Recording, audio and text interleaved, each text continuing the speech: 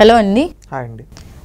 లోకేష్ గారు కొత్తగా శంఖారావం అనే కార్యక్రమం అయితే స్టార్ట్ చేయబోతున్నారు. అసలు దాని వివరాలేంటి, అసలు దేని గురించి స్టార్ట్ చేస్తున్నారు శంఖారావం? శంఖారావం అనేది తెలుగుదేశం పార్టీ కార్యకర్తలకు ఒక భరోసా ఇవ్వడానికి, రాష్ట్రంలో ప్రజలకి రేపు తెలుగుదేశం పార్టీ అధికారంలోకి వస్తే ఏం చేస్తుందో అని చెప్పడానికి చేసేదే శంఖారావం యాత్ర. ఇది రేపు ఫిబ్రవరి 11 ఇచ్చాపురం నుంచి మొదలవబోతూ ఉంది. రోజుకి 3 అసెంబ్లీ కాన్స్టిట్యున్సీ లెక్కన అక్కడ ఉండే క్యాడర్తో లోకేష్ గారు డైరెక్ట్గా మీట్ అయ్యి వాళ్ళ సమస్యలు తెలుసుకొని రేపు తెలుగుదేశం పార్టీ అధికారంలోకి వచ్చిన తర్వాత రాష్ట్రంలో నియోజకవర్గంలో ఎలాంటి అభివృద్ధి కార్యక్రమాలు చేయాలి, ఏ విధంగా చేస్తామని ఒక బ్లూ ప్రింట్ లాగా రిలీజ్ చేయడానికి ఈ కార్యక్రమం అనేది చేయబోతూ ఉన్నారు. ఇక్కడ రాష్ట్ర వ్యాప్తంగా 120+ కాన్స్టిట్యున్సీస్ చేయడానికి ఒక మాస్టర్ యాక్షన్ ప్లాన్తో వెళ్తూ ఉన్నారు. ఓకే, ఇంతకు ముందు అయితే యువగళం పాదయాత్ర చేసినప్పుడు వైసీపీ వాళ్ళు అనేక రకాల అడ్డంకులు అయితే కలిగించారు. మరి ఇప్పుడు ఈ శంఖారావం చేస్తున్నప్పుడు ఎటువంటి అడ్డంకాలు కలిగించే అవకాశం అసలు చేస్తారంటారా? ఒకటి, యువగళం అప్పుడు ఫస్ట్లో స్టార్ట్ చేసినప్పుడు అడుగడుగున అడ్డుకున్నారు. అదేమైంది, ఉద్యమంలో ఉవ్వెత్తునెగిసి వైసీపీ ప్రభుత్వాన్ని దహించేసింది. ఏ విధంగా అంటే ఈరోజు వాళ్ళని ఓటమి దగ్గరికి తీసుకొని వచ్చింది. ఈరోజు శంఖారావం అనేది రేపటి తెలుగుదేశం పార్టీ విజయానికి విజయ శంఖారావంగా భావిస్తూ మొదలు పెడుతూ ఉన్నారు. ఇప్పుడు వైసీపీ వాళ్ళు అడ్డొచ్చేది కదా, వైసీపీ వాళ్ళు అడ్డొస్తే ఈసారి ఎవడు ఊరుకుంటారు, తప్పకుండా తొక్కుకుంటూ పోవడమే లోకేష్ గారు అన్నట్టు.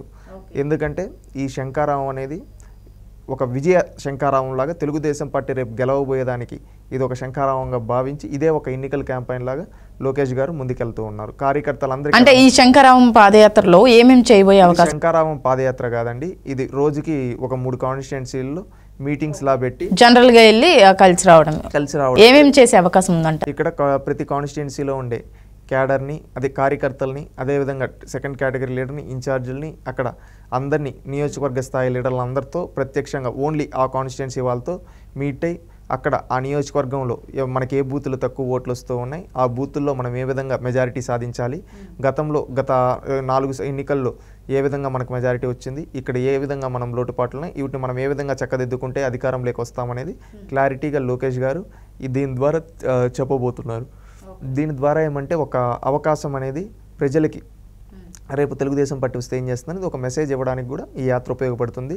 ఇక్కడ తెలుగుదేశం పార్టీ లాస్ట్ 4 టెన్యూర్స్లో 3 టెన్యూర్స్లో ఏ బూతుల్లో మెజారిటీ తగ్గి ఆ బూతుల్లో ఎలాంటి యాక్షన్ ప్లాన్ తీసుకోవాలనేది లోకేష్ గారు కార్యకర్తలకు వివరిస్తారు. అంటే ఈ శంఖారావం కార్యక్రమం చేస్తాము అని ప్రకటించగానే వైసీపీ వాళ్ళు ఏదో ఒకటి చేయడానికి రెడీగా ఉంటారు. మరి వాళ్ళ స్పందన ఏమంటారు? వాళ్ళు ఏం లేదు, నోటికి ఏది వస్తే అది మాట్లాడుకుంటారు. ఎందుకంటే వాళ్ళకి ఓటమి ఫ్రస్ట్రేషన్ అనేది కనిపిస్తూ ఉంది. జగన్మోహన్ రెడ్డి గారి మొహం చూసి అంటే ఇప్పటి నుంచే వ్యూహం రచిస్తారు కదా, ఈ శంఖారావం చేస్తున్నప్పుడు మనం ఎటువంటి చేయాలి, ఎటువంటి అడ్డంకులు కలిగించాలి అని. ఏం చేసినా ఆగదు. ఎందుకంటే ఈ శంఖారావాన్ని అడ్డుకుంటే వాళ్ళే భస్మం అయిపోతారు. ఎందుకంటే వాళ్ళ ఓటమి ఆల్రెడీ ఫిక్స్. ఎందుకంటే రీసెంట్గా చూస్తే వాళ్ళ పార్టీ ఎమ్మెల్యేలు శాసనసభలో వాళ్ళ మొహాలు కావచ్చు, అదేవిధంగా జగన్మోహన్ రెడ్డి గారి ఫేస్ చూస్తూ ఉంటే తెలుస్తుంది ఆయన ఎంత నిస్పృహలో ఉన్నాడు, ఓటమి తాలూకు భయం వాళ్ళకి ఏ విధంగా కనిపిస్తుందో, వాళ్ళ పార్టీ క్యాండిడేట్లు అనౌన్స్ చేసినా కానీ మేము పోటీ చేయమని ఎలా తప్పుకుంటున్నారు, ఇవన్నీ చూస్తే వైసీపీ పార్టీ అంటే వీళ్ళ టీడీపీ వాళ్ళ కదలికలను బట్టి వైసీపీ వాళ్ళ ముఖ కవలికలు మారుతున్నాయి అనుకోవచ్చు. తప్పకుండా, ఎందుకంటే వాళ్ళు ఓటమిని అంగీకరించారు వైఎస్ఆర్సీపీ వాళ్ళు. అందుకే వాళ్ళు ఇంకా నోటిఫికేషన్ రాకముందే చేతులు ఎత్తేశారు. తెలుగుదేశం పార్టీ దూసుకుపోతుంది. యువగళం పాదయాత్ర ద్వారా కార్యకర్తలకి ప్రజలకు దగ్గరైన లోకేష్ గారు ఈ శంఖారావం ద్వారా మరింత దగ్గరే రేపు ఒక పార్టీని, ఒక పటిష్టమైన ఒక వ్యవస్థను తయారు చేయబోతున్నాడని మేము భావిస్తాం. ఓకే, రేపు శంఖారావం స్టార్ట్ చేసిన తర్వాత అందులో ఉండే మినిస్టర్స్కి కానీ కార్యకర్తలకు కానీ ఎవరికైనా సరే ఎటువంటి దిశానిర్దేశం చేసే అవకాశం ఉందంటారు? ప్రధానంగా డోర్ టు డోర్ క్యాంపెయిన్ గురించి, బూత్ లెవెల్ మేనేజ్మెంట్ గురించి, అదేవిధంగా ఈ కాన్స్టిట్యున్సీ ఓవర్వ్యూ గురించి, వీటి గురించి దిశానిర్దేశం చేస్తూ ప్రతి కాన్స్టిట్యున్సీలో ఈ విధంగా చేసుకుంటూ ఆల్రెడీ మనకున్న రిపోర్ట్స్ ఆ విధంగా దాంట్లో ఇంకా మనం ఎక్కడెక్కడ వెనకబడి ఉన్నాం, ఇంకా ఎక్కడెక్కడ ముందున్నాం, దీంట్లో ఏ విధంగా సమన్వయం, ఇంకా ఎవరెవరితో సమన్వయం చేసుకోవాలి, ఇవన్నీ చూసి చేస్తారని మేము భావిస్తూ ఉన్నాం. ఓకే.